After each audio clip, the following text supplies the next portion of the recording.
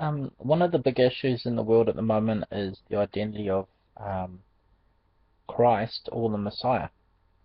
In Judaism, the Israelis have the Torah, the first five books of the Bible, plus the Old Testament um, with the different prophets, and they have writings about a Messiah who was to become their savior. Um, But there are other major religions who also have a Messiah.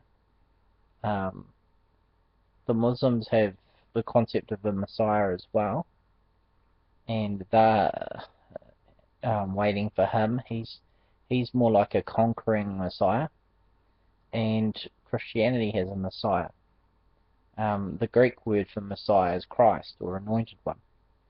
Um, Christianity believes that the Old Testament, which the Jews have, the Israelites, um, Israeli people, they have um, their scriptures, their writings point to Jesus or Yeshua being the Messiah, and that's why Christians are called Christians or anointed ones. Um, it's an important concept because there's three major religions in the world there, and they're all looking at a Messiah. Now, I think it's really quite clear cut and amazing how many prophecies point to Jesus or Yeshua as the Messiah. So um, one of the first ones, one of my favorites, is the very first verse in the Old Testament scriptures. In the beginning, God created the heavens and the earth. This one has it's not clearly obvious when you read the English version. What we have is um, uh, the translation from the Hebrew, but not all the words are translated, which you can't actually see that without seeing the actual Hebrew. Um, the word God, for instance, that we have in the beginning, God created the heavens and the earth. The word God is Elohim, Elohim, and so that's a plural word, and it's used with a singular word called for created, bara. So it's an interesting one. Um, People sometimes call it a uniplural word, meaning many in one, um, and a lot of people point to the Trinity as that.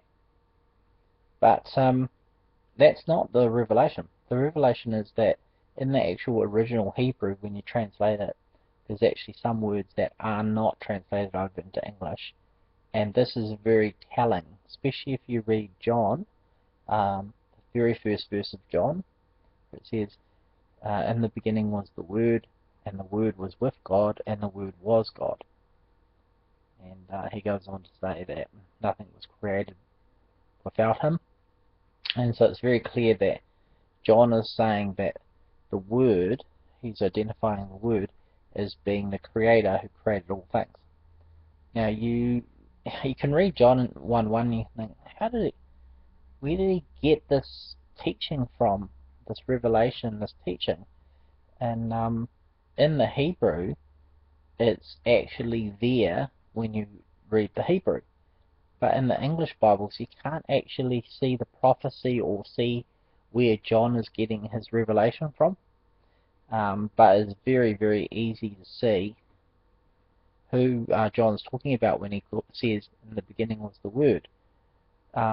That's clearly pointing to Genesis 1:1, but only in the Hebrew can you actually see who he's talking about when he says the Word. Okay? And I'm going to show you in a second. And then when you read Revelation, Revelation has incredibly profound statements about who this Word is and who is He in the beginning. And it goes into statements, prophecies of I'm the first and the last, I'm the Alpha and Omega, and this is trying to identify in the beginning was the Word, and who the Word is. And after reading that, you realize John is actually, the book of Revelation is the revelation of who Jesus is, being the creator in the beginning. And it's very profound. It should put to rest false teaching that Jesus isn't God, um, put forward by like Jehovah Witnesses and different cult groups like that. So hopefully this one is going to be clear cut to actually get through all that nonsense. Hope you enjoyed.